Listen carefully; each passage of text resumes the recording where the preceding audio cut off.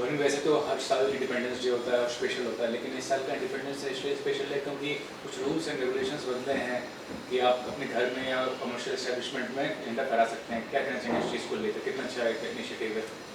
प्रधानमंत्री मोदी जी का ये इतना अच्छा इनिशिएटिव है, हर घर तिरंगा। एंड मुझे ये काफ़ी इनोवेटिव और अच्छा लगा उनका आइडिया, क्योंकि अभी आने वाली जनरेशन को हमारे हमारे देश के बारे में और जानने की बहुत ज़रूरत है।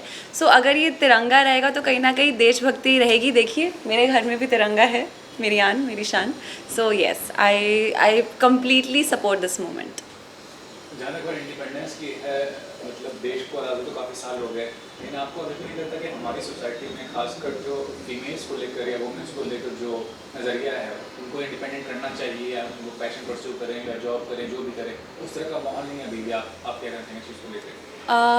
देश में हम तरक्की तो कर रहे हैं, लेकिन कहीं ना कहीं कुछ कुछ पार्ट्स में ऐसा हो रहा है जहाँ पे विमेंस को अभी भी इंडिपेंडेंटली वो जी नहीं पा रहे हैं। मुझे लगता है उनको वही घर के कामों करने हैं, आपको वैसे ही रहना है। तो मुझे ऐसा लगता है जब तक वो औरत अपने पैर पर नहीं खड़ी हो सकती, तब तक उस फैमिली की और हमारे देश की उन्नति नहीं हो सकती। सो मैं उन सारी फीमेल्स को यही कहना चाहूँगी कि आप कर सकती है, you can do it.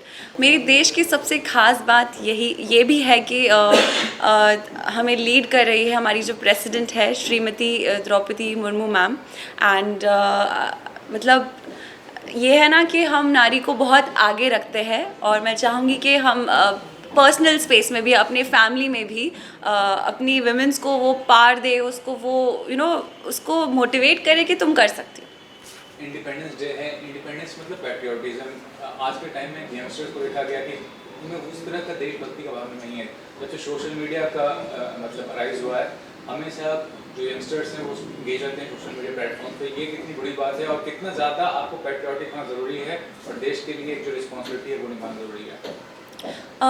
As a youth, जो जनरेशन है, हम लोग देश के बारे में फ़िलहाल, जैसे मेरे टाइम पे ऐसा था, टेक्स्ट बुक्स में हम लोग को बहुत कुछ था हिस्ट्री के बारे में, आज भी है। लेकिन कहीं ना कहीं जो हम देश के लिए जो पहले फील किया करते थे, अभी वो कहीं ना थोड़ा थोड़ा डिक्लाइन होता जा रहा है। तो आई थिंक उसके लिए वो मोमेंट बहुत बराबर है, हर घर तिरंगा। कहीं ना कहीं छोटे छोटे स्टेप्स हमें लेने बहुत ज़रूरी है, जिससे हम उन सैक्रिफाइसेस को याद रखें जो हमारे वीरों ने दिए हैं, जो इतने सारे फ्रीडम फाइटर्स ने जो दिए हैं।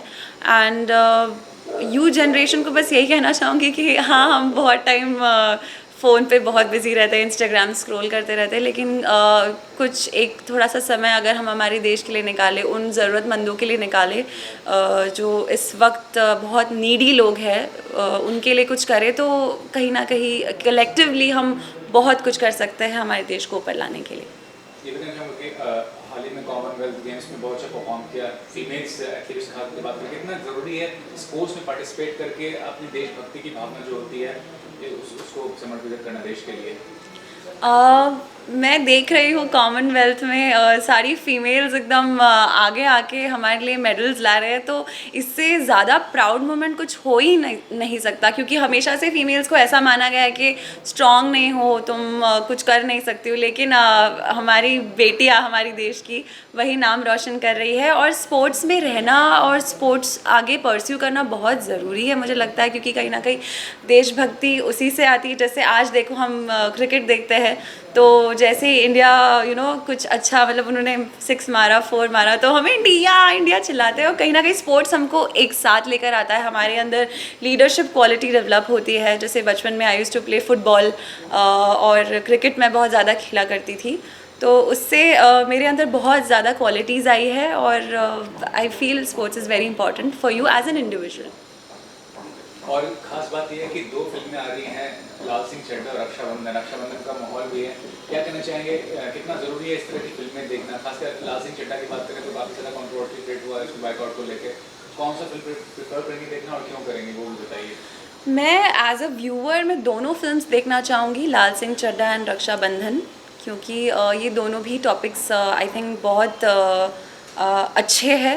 And I think as a film maker अगर सोचा जाए तो आप बहुत कुछ इसमें इन्वेस्ट करते हो, बहुत ज़्यादा टाइम, मनी, एंड लॉट्स मतलब बहुत सारे लोग इस एक प्रोजेक्ट के पीछे इन्वॉल्व होते हैं। हमारे लिए बहुत आसान है ये कहना कि इस एक्टर की फ़िल्म हम नहीं देखेंगे, जैसे अभी हाल ही में जैसा हो रहा है, बट मुझे ऐसा लगता है वो अपना काम कर रहे हैं और हमें भी उस चीज़ को सपोर्ट करना चाहिए। बाद में अगर आपको नहीं पसंद आए वो आपकी चॉइस है, लेकिन अब जब वो रिलीज़ नहीं हुई है तो हम उस पर इतनी उंगली नहीं उठा सकते। लास्टली इसका क्या होगा कि मिक्का डिवोटी के पार्टिसिपेट करने क्या लगता है आपको, आपका कैरियर आगे जो है उसके अंदर क्या फ्यूचर प्लान है, क्या विजन है अपने करियर को लेकर? अब मैंने मिक्का डिवोटी किया है, यहाँ से मुझे कुछ लोग पहचानने लगे हैं, जानने लगे हैं। मैं आगे भी एक्टिंग करना चाहूँगी या और अलग रियलिटी शोज़ में पार्ट लेना चाहूँगी, जैसे बिग बॉस हो या खतरों के खिलाड़ी हो, लॉकअप हो। I am very interested in these shows and आगे मेरे कुछ OTT प्लेटफॉर्म पे कुछ शोज़ अब आने वाले हैं। मैं आपको बहुत जल्दी उसके बारे में बताऊँगी।